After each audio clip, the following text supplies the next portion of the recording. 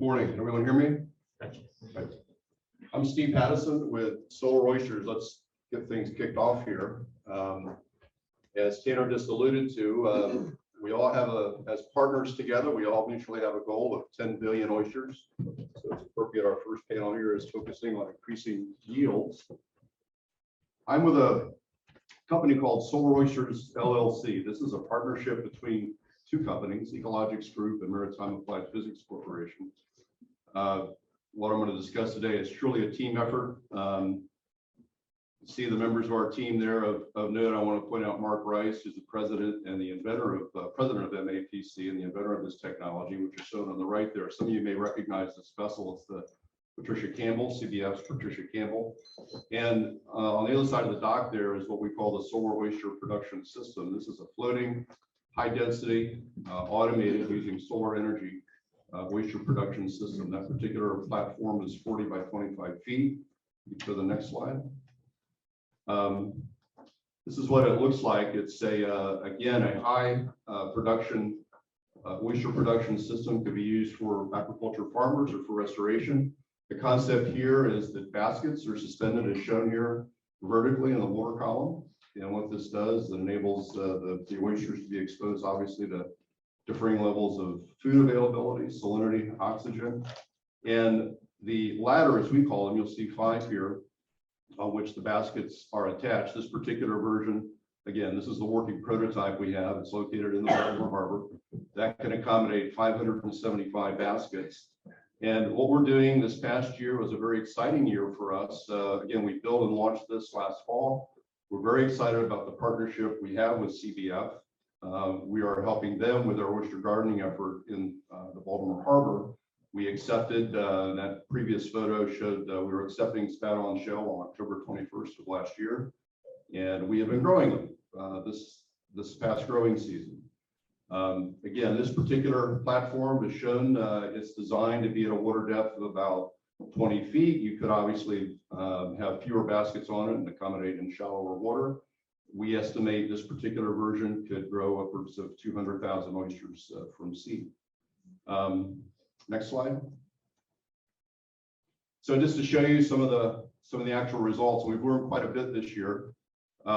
We did, in addition to the spat-on shell that I mentioned, we did purchase some seed last September at about 6 millimeters in size. That photo to the left is actually taken last October, and you can see. Can't see the dates on the bottom there, but the middle photo is August, and the photo to the right is just taken just a couple of weeks ago. So there's a nice deep cup, obviously, on those. They're about 2 inches in size so far, and we will continue growing next year. We're continuing. Our goal as a company is to be a provider of technology to growers, to those in the restoration business, to be able to grow oysters. Next slide. And here's some spat-on shell. Again, these were taken, the one to the left, I think that was, it's shown at the top, they're all taken in August, but we've had pretty, I think it's fair to say, robust growth with a spat-on shell. What we'll be doing here, looks like probably early November in coordination with CBF. We'll be offloading the spat-on shell, will be taken to a reef at the mouth of the Baltimore Harbor, for those that are familiar with that area, reef near Fort Carroll. Again, to help replenish the population there. And at the same time, we'll be accepting additional spat-on shell for growth next year. Next slide. Again, this past year, it's all about trying to validate or prove this technology. So we're doing a variety of different experiments. And what I'm showing here is, again, we have one ladder that we've kept static. In other words, it's not rotating. And what we're showing here, after 1 week, you can see the biofouling on the static ladder to the right, and to the left is a ladder that was rotating through the water column. There was no pressure washing, but it simply shows less biofouling through exposing the baskets, again, when they're above the water column, exposed to sunlight and UV rays, and it does help with the desiccation of the biofouling. So we're continuing to do some experiments and research. In fact, a little bit later in the lightning round, student Daryl Acker-Carter from UMBC is in the lightning round. He's been doing research as part of his master's program throughout this summer and through next month, actually. So his research has been very helpful for us. Next slide. So, and this is Emily Caffrey. Emily is our platform manager. She does a fantastic job. And we've learned a lot this past year. These are SEPA baskets. We did learn early on that we needed to come up with a different mechanism to attach the baskets to what we call the ladder. You know, it's a fairly, you could say, kind of almost a violent action when the baskets flip at the top. And unfortunately, we experienced a few baskets becoming detached, which isn't a good thing. But we worked, and that is not in any way intended to be a reflection or a poor commentary on SEPA. They were great to work with. We came up with a new design for the attachment mechanism. It took us a while to get them in with supply chain issues, but nevertheless, we got them in. And after we had that, we were able to do the sequential rotation that I had mentioned. We did experience some mechanical problems with one or two ladders, which we've since resolved.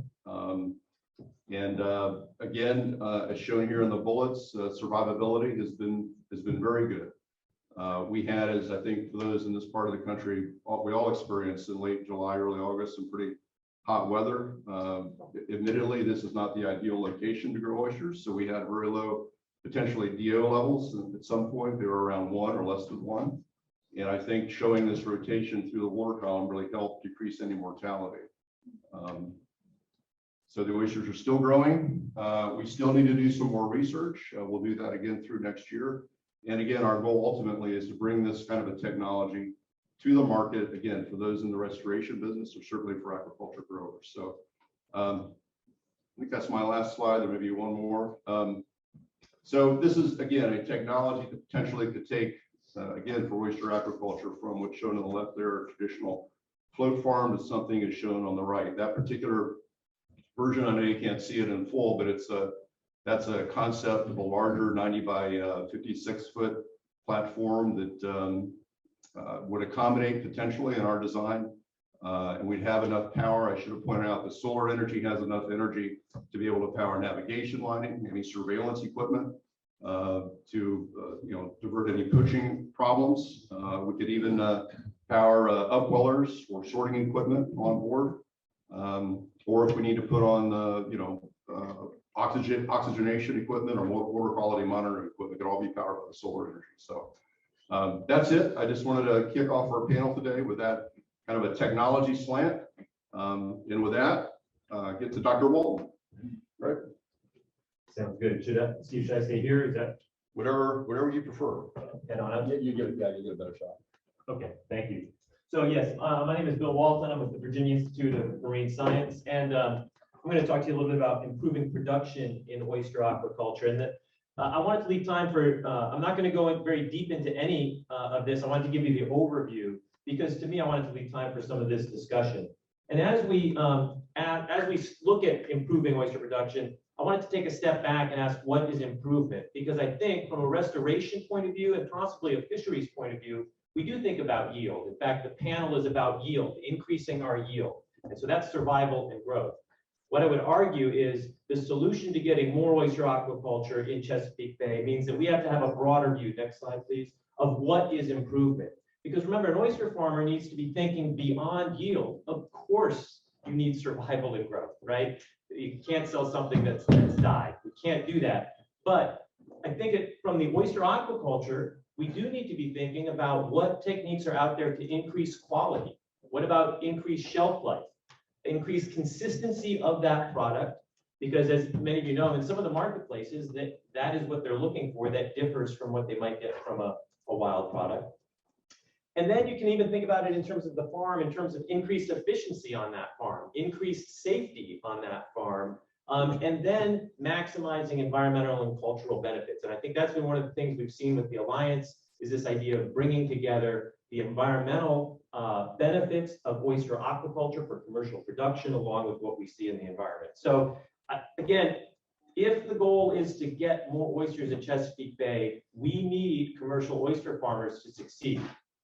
So how do we get there? And I think it means we need to think, yes, yield, but we can't stop at yield. We need to think past that. Next slide, please. So Some of the current research we have going on in our lab is understanding some of those trade-offs among different growing methods. So, you know, unfortunately, the screen is hiding one of the cool oysters. We're growing oysters in 3 different ways. We're using traditional bottom cages, and we're using floating cages. And you can see, if you could see all 3 bunches of oysters, that in fact you get some very dramatic differences in terms of the sizes of the oysters. And if you're on Zoom, you might be able to like zoom in on those. You can see substantial differences in the biofouling that are on the oysters. The oysters in the upper right came out of floating cages. That is how they came out of the cages. Those weren't scrubbed, those weren't washed. That's how they came out of those cages. Now, they are smaller. I'm not saying that's the solution. I'm not putting forward here that that is the best way to grow oysters, but it is a way to grow oysters. And depending on what you as a grower are trying to accomplish, we want you to have the best science to help guide those decisions about what you choose to do on your farm.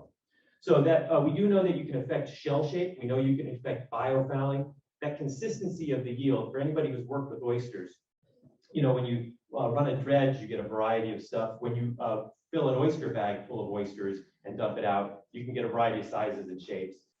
It turns out that there are some methods that you can use that when you dump that bag out on the culling board, those oysters can be a lot closer in size depending on the choices you make as a farmer. And we are exploring this idea of shelf life. And that sounds silly, but I think that's one of those things that there's a lot of product where it's a marketplace and there are questions about how long it lasts and people are limiting sales based on shelf life. There are things on the farm that you can do that can extend the shelf life of the oysters. I think we can demonstrate that. I think it's at least worth exploring. Next slide, please. This is not VIMS.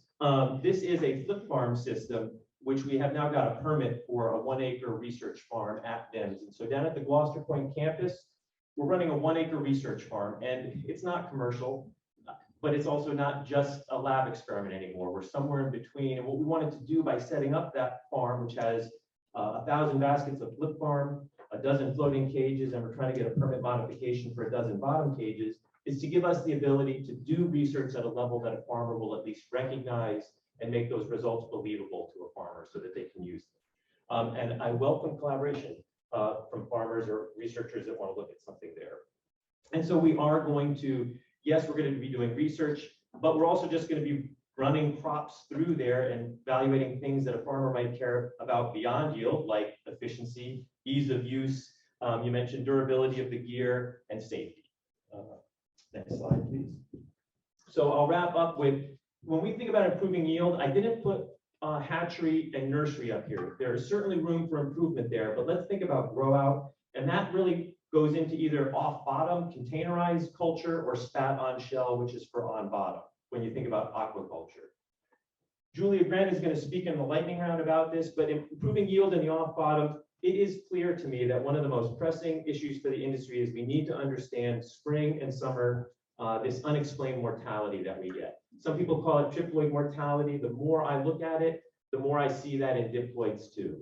But no farm, no business plan can survive 70% mortality happening periodically in an unexpected way. Like we can't do that. We need to solve that. And we need to be thinking about effects of climate change. So Julia will talk a little bit about her project. The farmer can't change the environment, but the farmer can make different decisions in that environment if they know what they're doing and how that might affect them. I do think when we think about restoration in fisheries and commercial production, we need to be thinking about on-bottom aquaculture, where we start using some of this spat on shell and thinking about how we make that work better and more reliably. So that may be managing losses to predation, and it definitely means improved site selection. We need to make the return on investment more reliable so that more people are willing to do that. The technology to produce spat on shell is there. Nobody's, in a big way in Virginia at least, there aren't a lot of people banking on that, and we need to increase the ability to take that risk. And so what are the tools that we're doing this at VIMS? You'll hear another of our panelists talk about genetic improvements. Certainly the aquaculture program at VIMS is very strong in terms of genetic improvements for oysters. So we need to understand that and utilize the most modern tools for that. We need to understand and manage disease. We need to think about the effects of, sorry, can you go to the next slide? I forgot to mention that. I pushed my slides forward. The next slide. Next slide. Sorry, I forgot to say that. And then improving those tools includes evaluating effects of HABs, and then some of these new technologies that are available to growers, whether that's gear or sensors. And so with that, I will wrap up. I think we're taking questions and comments at the end. Yes, very good. Yep. Thank you.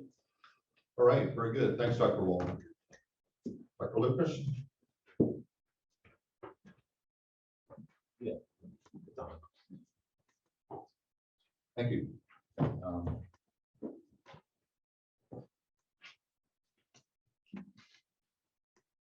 So I'm going to, this is on. Yes.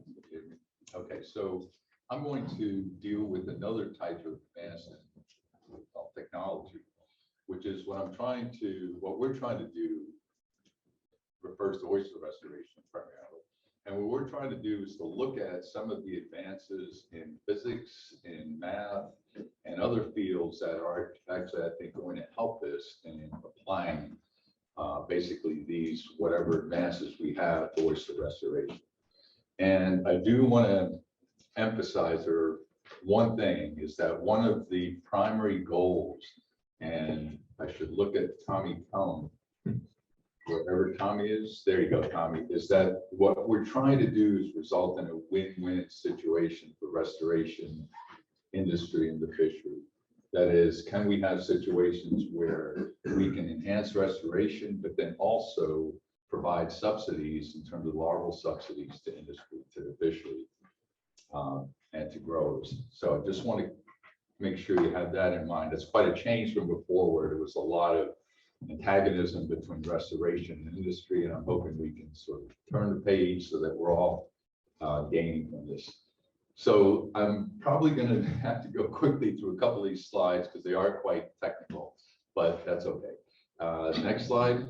Before I do that, though, I just wanted to make you aware of one thing that I found when we were working in Lynnhaven Bay by Virginia Beach. And one of the interesting things from the historical record, if you look at that little yellow circle down here.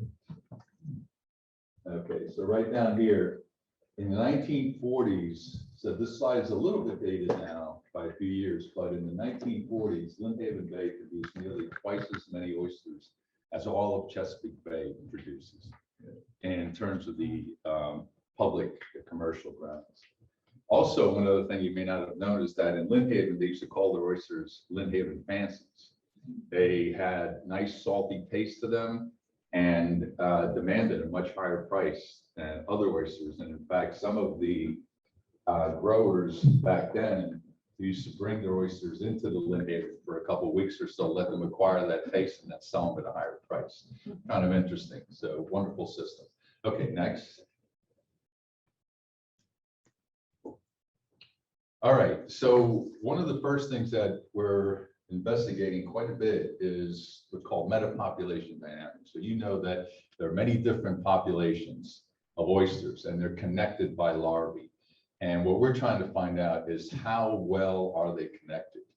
And not just how they're connected, but in which way. Are some of them sources or sinks? And how can we use that information to optimize restoration? So next slide. As an example, I'm going to show you what we did in the Acuff River. We did this a good while back. However, the reason I'm showing you this is because now we have the results from our surveys, and it was a highly successful restoration effort working with the Corps of Engineers. There you just see some of the initial information you need. Obviously, you need habitat maps, and that's what this is. Next. Based on habitat maps and the historical record, it's really important, and any kind of knowledge that the locals might have regarding that. We designate a number of potential sites for restoration. Those are all the numbers. Next. And then we run hydrodynamic models. And if you could click the arrow on that, if it works. There you go. So we can run these hydrodynamic models and assess where the larvae go. So we know a lot about the larval biology, and they're going up and down. If you go to the next slide, there's one more. So you can choose different release points, and then you can see where they end up. And one of the things that is a major, major advance right now in hydrodynamic modeling is we have unstructured grid models. What that means is that you can adapt your grid. And in fact, the model we're currently using is you can actually have resolution of 10 square meters. I mean, phenomenally small areas. So you can use this information to determine where you want to put your restoration reefs. You could potentially also use it for aquaculture, I would assume. But it's a major, major advance. Now, some, like Allison Colden, might say, well, prove it. You know, how do you know these are correct? What we do is the physicists, physical oceanographers, try to validate the models in terms of the physical processes, salinity, water depth, and so on. So that's where we're at. Right now, we cannot track individual oyster larvae. I think there are some advances, potentially with genetics. It's very, very expensive. So right now, we have to rely on these models, and then in some cases, field validation. We can do that, which we did in the Bianca thing. Next. And then we can generate the areas where would be best to have, for instance, broodstock and substrate restoration. And so, and areas where you can just simply put shell out. And that is because, so these areas here are areas that receive a lot of larvae from inside the system. This area is one where oysters self-replenish, and they also send larvae to other parts of the system. This area is an area that doesn't get larvae, and any larvae that you might produce there are shot out. If the habitat is suitable, however, these areas are good to grow at, right? And in fact, in history, that was typically what happened with upriver areas, that they were really good grow out areas, but not good for restoration. And then over here, these are areas that don't get many larvae, and any larvae coming out from here are shot out of the system. Now, what we don't know is maybe they go down here somewhere to other areas, but this was just looking at the Bianca tank. And so the Army Corps constructed reefs in this area, and they've done very, very well. So the major advances are really how at the level of resolution that we can now do this. When we originally ran that model, we can only do it at about probably 100 to 200 meters by 200 at best, and probably even more. But now 10 square meters, that's a really small area. Okay, next. So the next part is a little bit about math. And so I'm going to show you how we've been, well, let me go to the next slide. So what we've been doing is for almost 15 years now, we've been working on specific models to model the dynamics on oyster reefs. And we're using patch oyster reefs. And the idea is, how can we model this so that we get the best or the most successful performance of oyster reefs? Next. A lot of math, but these are actually biologically important variables that we actually put into the functions. For instance, the role of oyster filtration. How is that dealing with sediment? What's the role of shell, the amount of shell volume, so in providing the substrate for settlement, spat settlement, and so on. So these are all based on realistic elements derived from field experiments, field observations, some of them even from Allison Colden's work. I guess I shouldn't have said even from, but from Allison's work. Next. Okay, this is not the revised presentation I had, but doesn't matter. So this was just to illustrate what we're doing. These are one of the things that we're doing is where can you get the highest performance of a reef. So in this case is the R simply represents dead shell. If you just put out shell or substrate, A is the number of adults, and then we can determine at what level of adults and shell alone, and the combination of the two gives you the best output. That's all I wanted to show with this, that we can now optimize restoration elements. Next.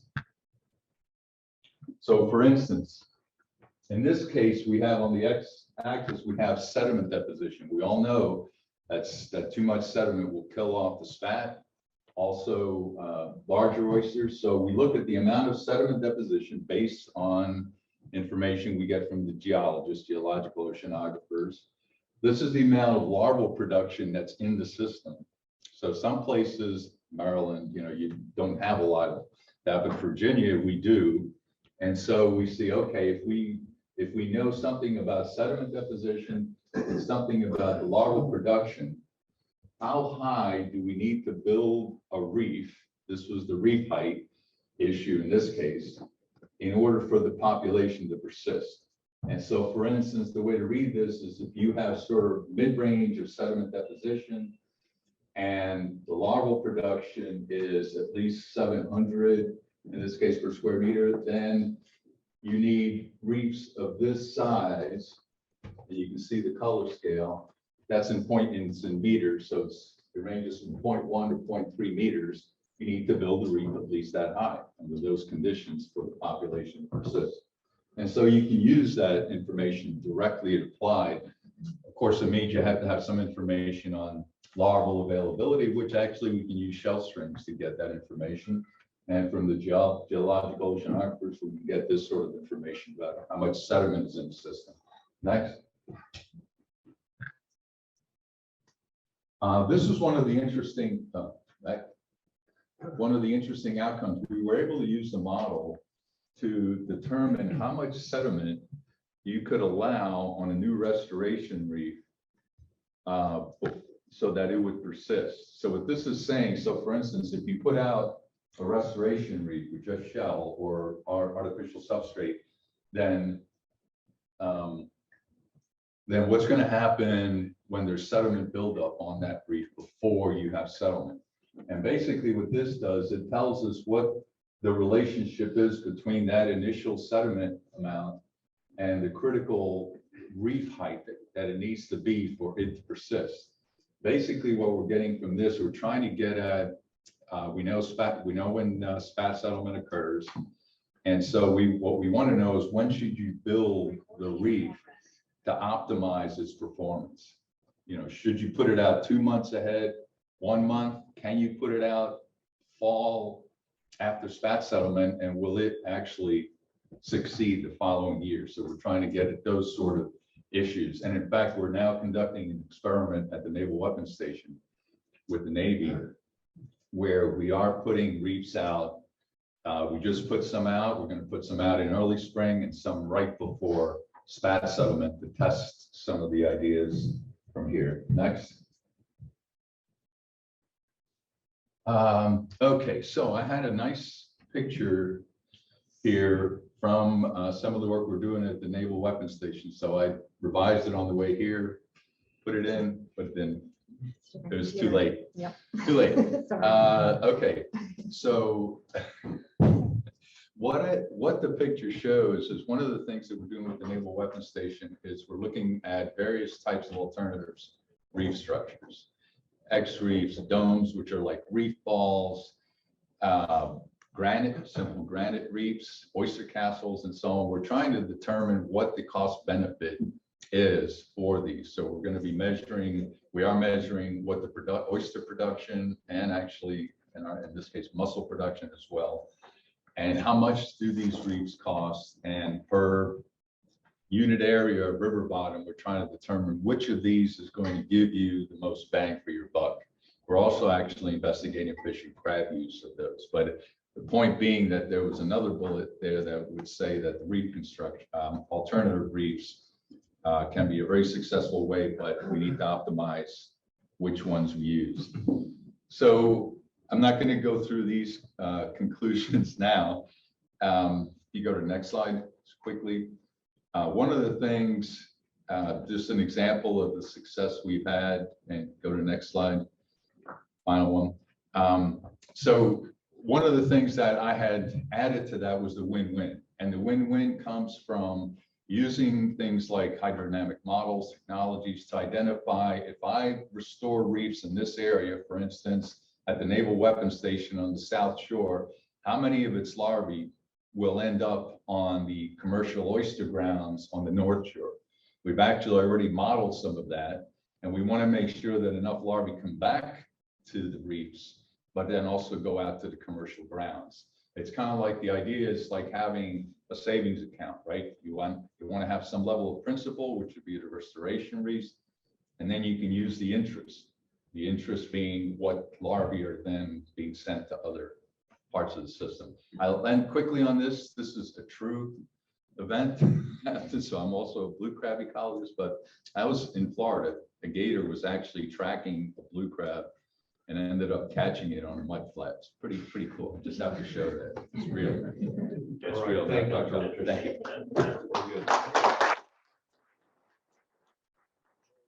Presentation, and we'll open it up to Q&A.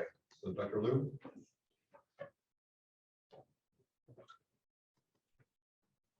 Good morning, everyone. I'm very excited to introduce our research in oyster genomic genetic breeding. I'm Ming Liu. I'm an oyster researcher working at Patuxent Environmental and Aquatic Research Laboratory at Morgan State University.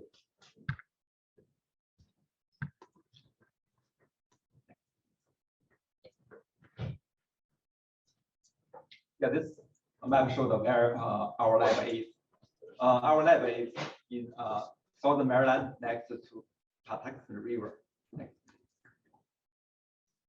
The lab has 2,500 hatchery, including algae room. So I joined to Morgan Pearl in 2017. In 2018, I started oyster breeding program with support of the university.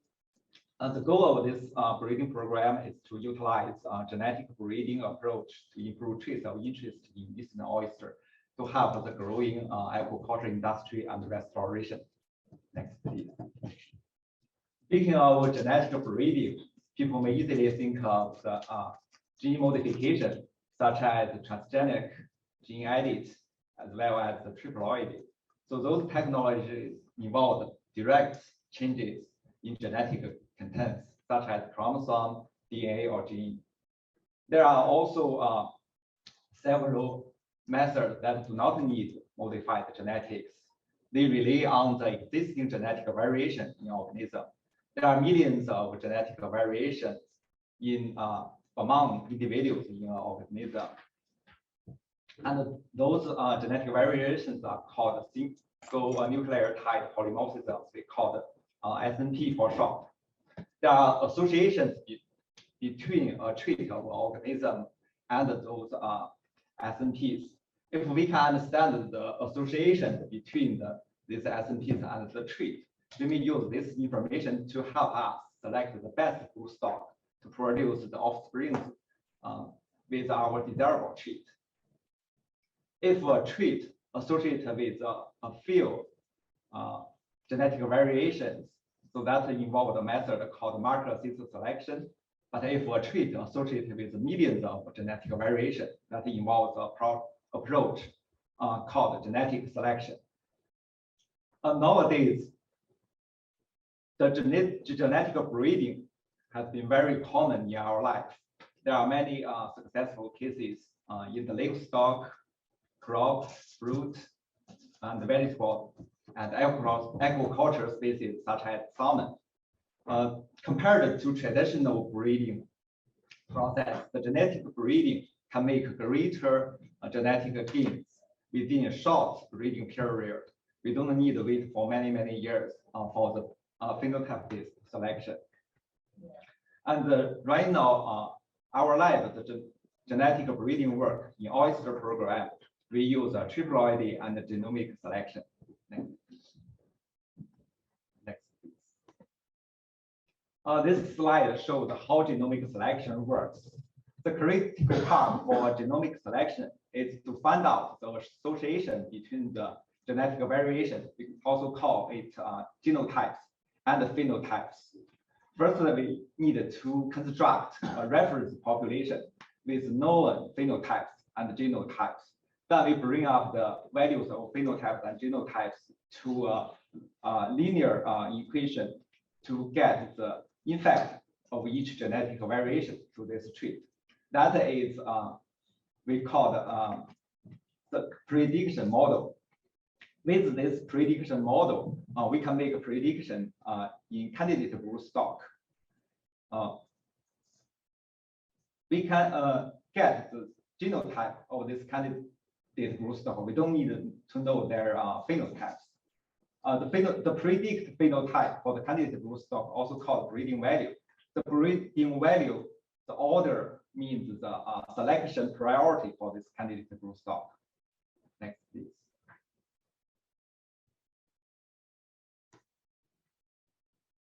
This is a case, our efforts in using genetic selection to improve the growth and low saline survival in wild oysters. We collected wild oyster from Patuxent River in 2019 and used this to spawn F1 lines. We cultured this F1 line for 2 years old and sampled 1,000 oysters and labeled them and measured their growth trait as the growth phenotype, growth trait. And then we did a low salinity challenge experiment on this 1,000 experiment, and we collected the diet samples and survived samples and sent them for genotyping. Next, please.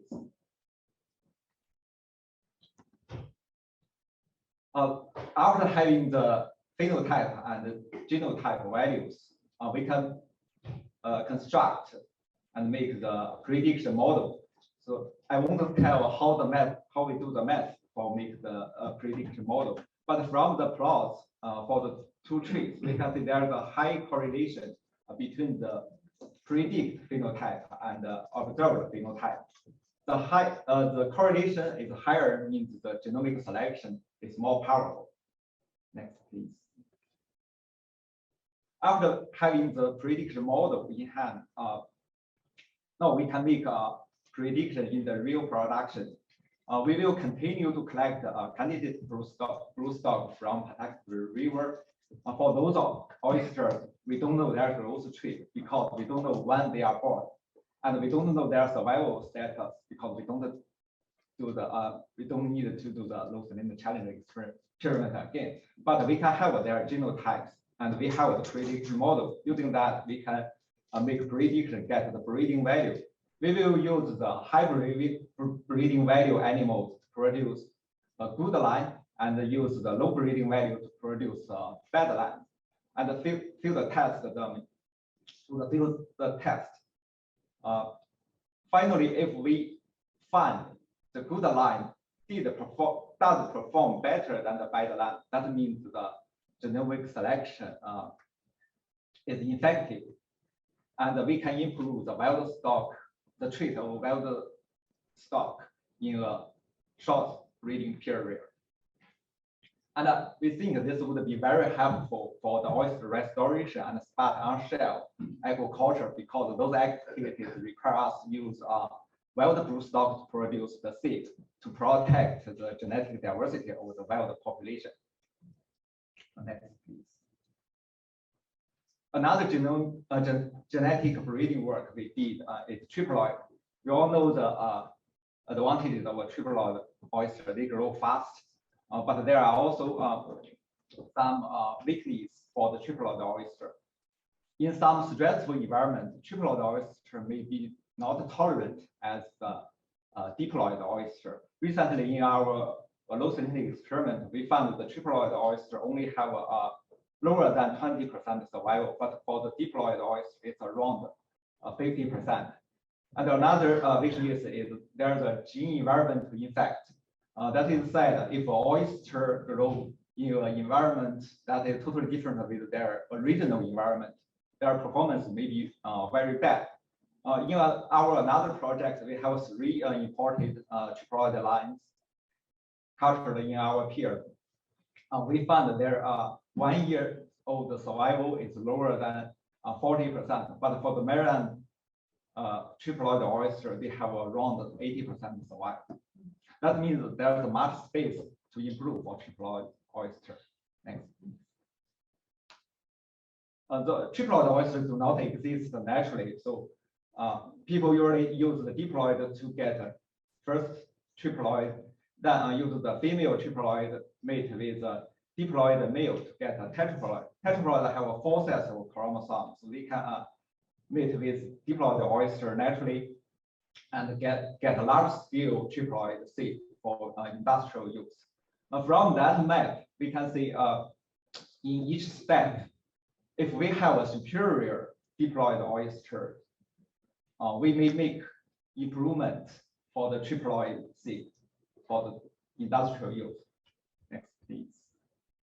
So far, our lab have produced 6 oyster lines, 2 diploid lines, and 3 diploid lines, and 3 triploid lines. Next, please.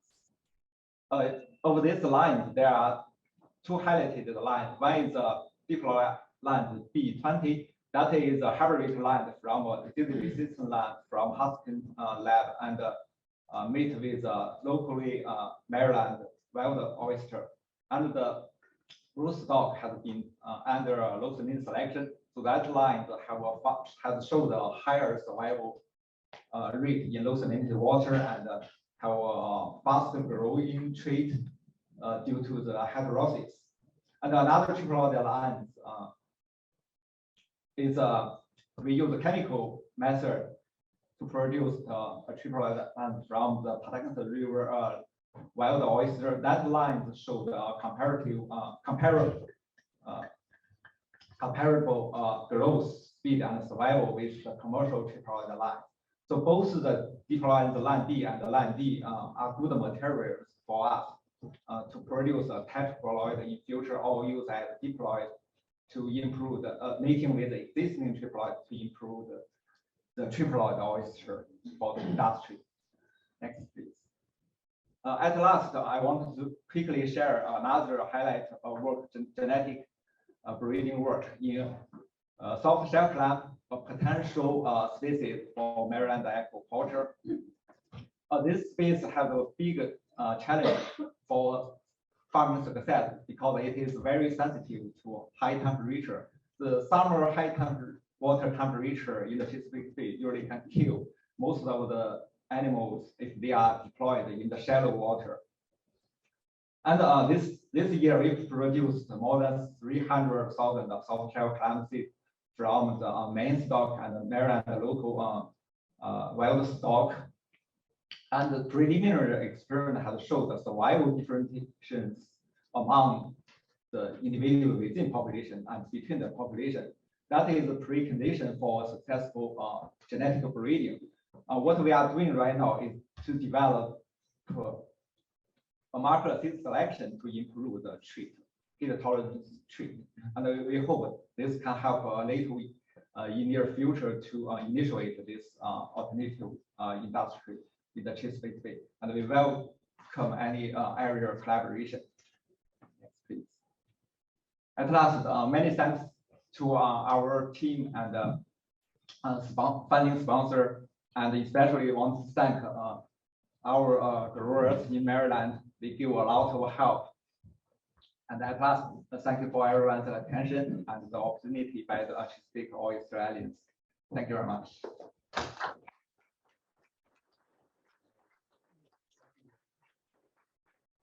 I want to thank the presenters. You made my job as a moderator a lot easier since you're all on time. So we have time for Q&A, and we have a number of folks online that have the opportunity to submit questions. So let me just open it up. Is there any questions for any of the presenters here in the room first? I guess we were all perfectly understandable. Yeah. Oh, there we go. Dr. Yu, the genetic markers that are used to improve the heat tolerance of soft shell clams, is that the same marker that's present in a lot of other organisms? Like, can that be applied on a wider scale to other organisms as we address climate change? Yeah, I think that's a good question. I think right now we are working on that. So right now, I think some marker come from like heat-related genes among different animals, maybe have located in the same genes, but the detailed genetic variation may be different.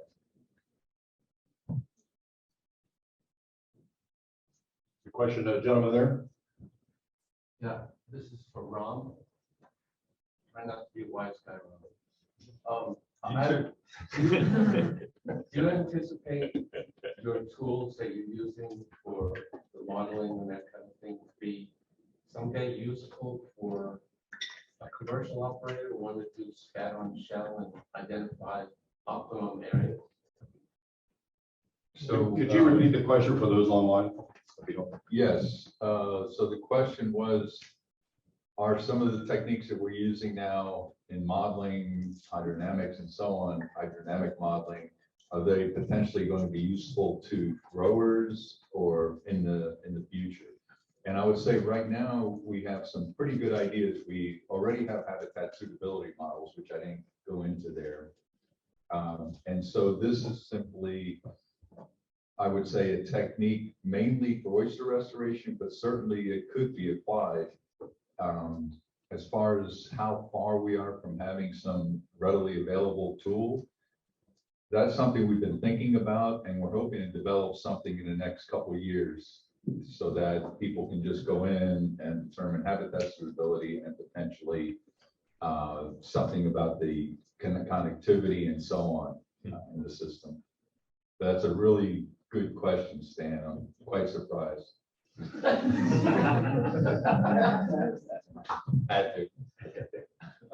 Yes, sir. Question for Bill. So you're talking about some things that can be done with production to increase yield, but also some more intangible things, quality. Do you have any advice to the growers currently in the industry or potential growers in terms of how to translate that with marketing to help improve bottom line? And then you kind of think about that as well. No, I think, I've definitely tried to steer away from that there is a single answer to producing the perfect oyster. I think it's finding the perfect market for your oyster. But that does mean understanding what you're producing and what others are producing. Some people care about the cup on an oyster and some people that you're selling to don't. Some people care about mud blisters on the oyster and some people don't. And that's all okay. There's no county fair prize for best oyster in the world. And so what we're trying to do is give people good science that shows that if you do this, you reduce mud blisters by this much.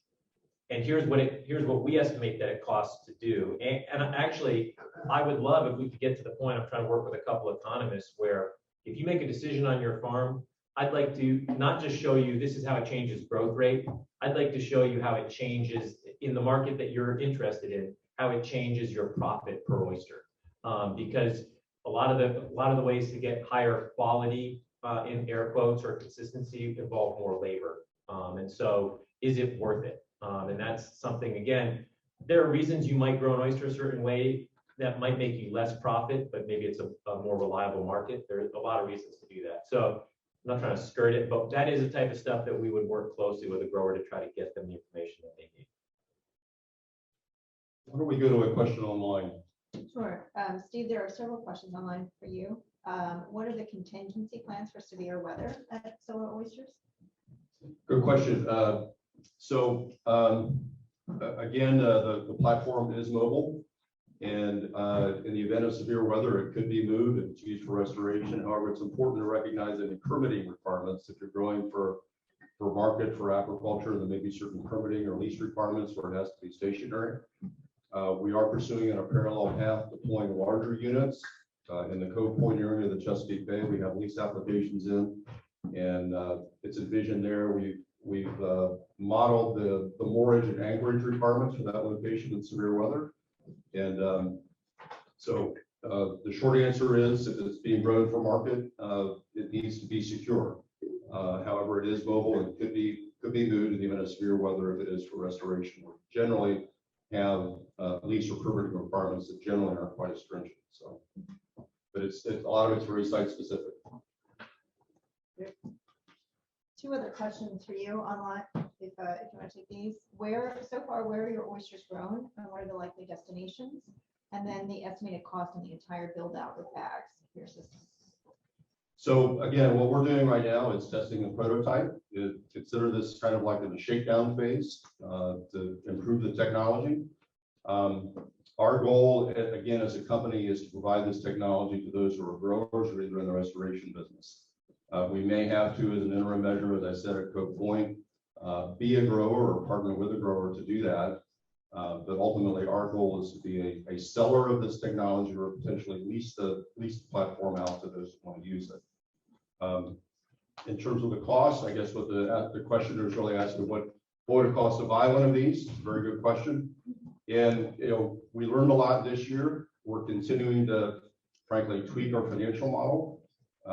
I can't tell you like a price point right now. I think the best way to think of this, if you're a land farmer, it's like making an investment in a combine or a tractor to help increase your yields. I think that's the best parallel that I can tell you right now. But probably over the next year, we'll have a better handle on that.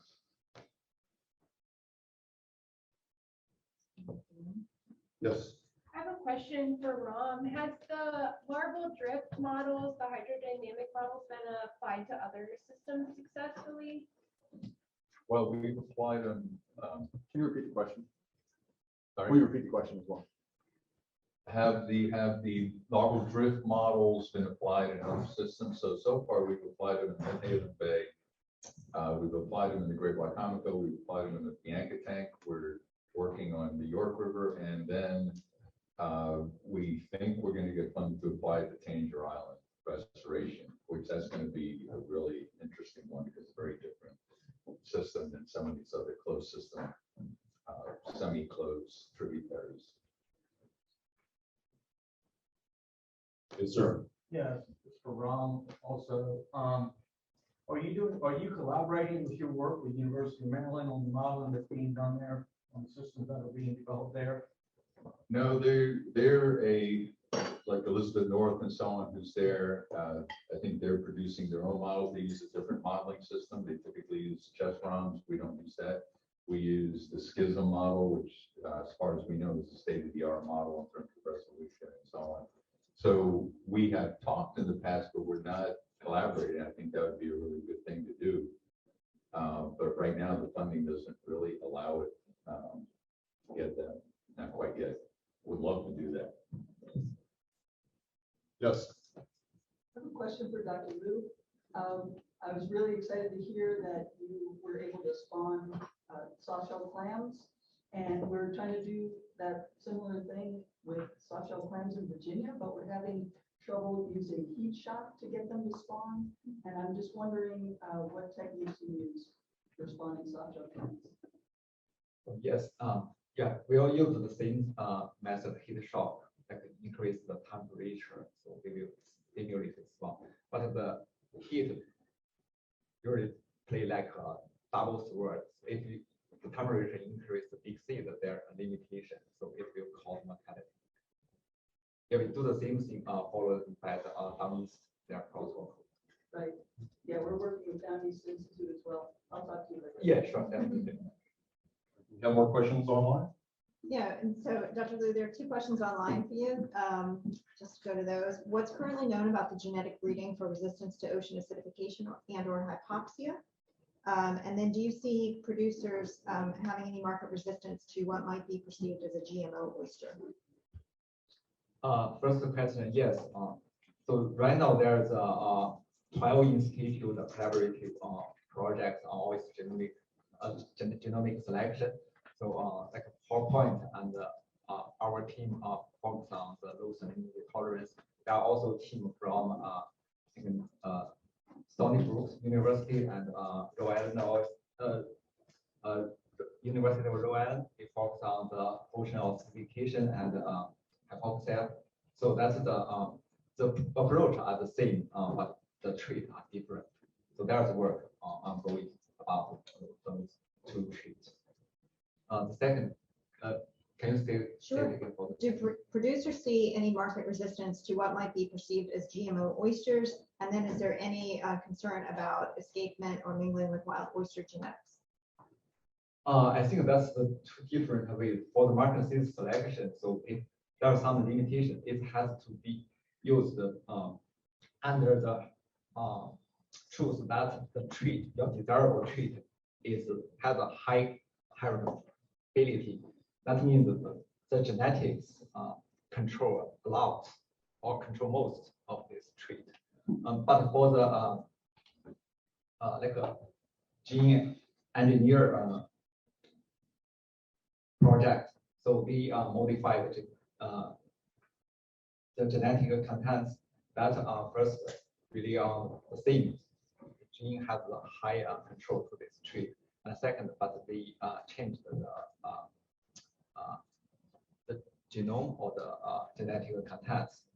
At the beginning that we had some risk, but I think after the stable, it makes the progeny, if it can be stably inherited, that would be considered as safe. May I add to that? Sorry, if I add to that. I would just say, especially at a conference where we've got people from restoration, fisheries, aquaculture, that I think it's very important that we be clear about triploids. So, you know, there's a lot of definitions out there that my fellow panelists define them as genetically modified organisms in his talk, but many people do not.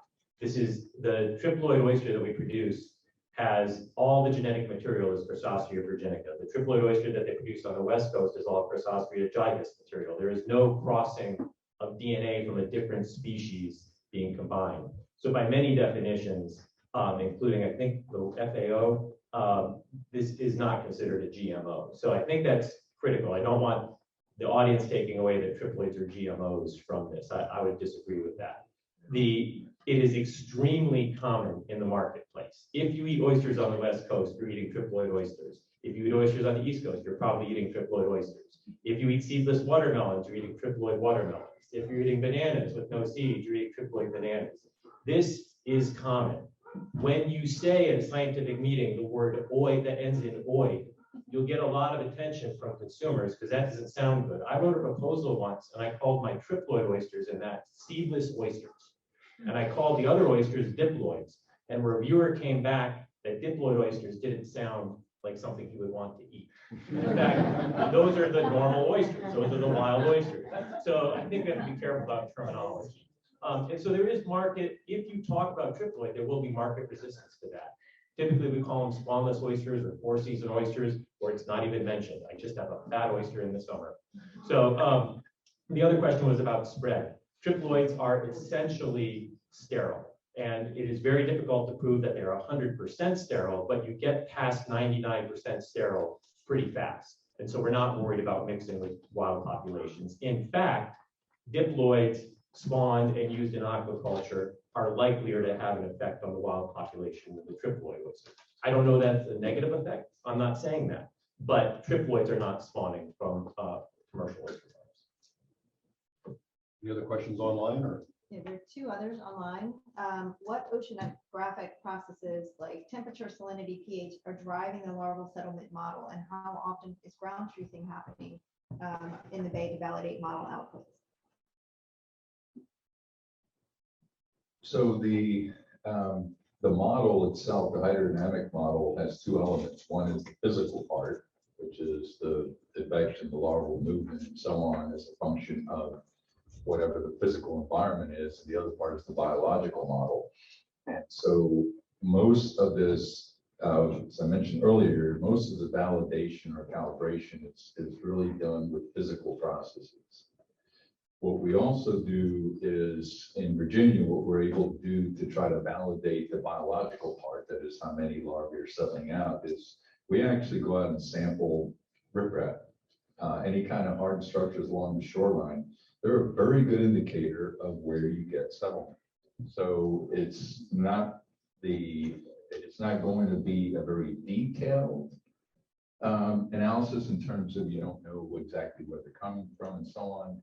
But we have, for instance, validated the model in Lynn Haven and in the Bianca tank, and so that where the model said that there aren't going to be many larvae, when we went out there and sampled the riprap, in fact, that validated that part of the model.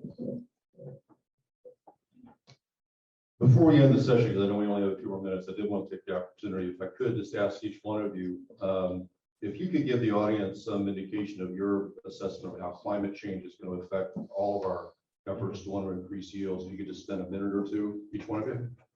I'll go first and move down the line, I guess. So, I think the biggest concern in aquaculture, the most immediate concern has been larval production. That seems to be a more sensitive stage, and so that's where we think we start to see effects of ocean acidification and possibly other effects of climate change, particularly on the West Coast. So that's the first area of concern. But then certainly thinking about how the environment that Dr. Liu mentioned, the environment that these oysters are grown out and the stresses that they face. And so thinking about that as an additional stressor on top of what they might normally face. Dr. Liu? Yes, so I think the climate change has the impact to the oyster is it may bring the new challenges for the oyster or other shellfish, such as the new disease appear or some environmental change like the high rainfall to reduce the phase salinity, cause mortality, or temperature increase may increase the mortality for the soft shell clam. So that's there are new challenges brought by the climate change, and our work is trying to cope with these challenges through a develop fast method to improve the treat to help the industry. Thank you. So quickly, the oyster lives in the tropics and lives in subtropical areas and temperate areas. But I think the main effects, in my view, are that the oyster will be able to colonize areas where it wasn't able to colonize in Maryland part of the bay. Like for instance, in just south of the Maryland part in the Great White Comico, we have consistently seen just riprap wrapped up with oysters, but they don't survive when you have a severe winter and so on. So I think that's a positive side. Negative side is we don't really know what disease is going to do. I don't think the predators are going to be as much of an issue, but certainly disease could become much more prominent. So trade-off. Great, thank you so much.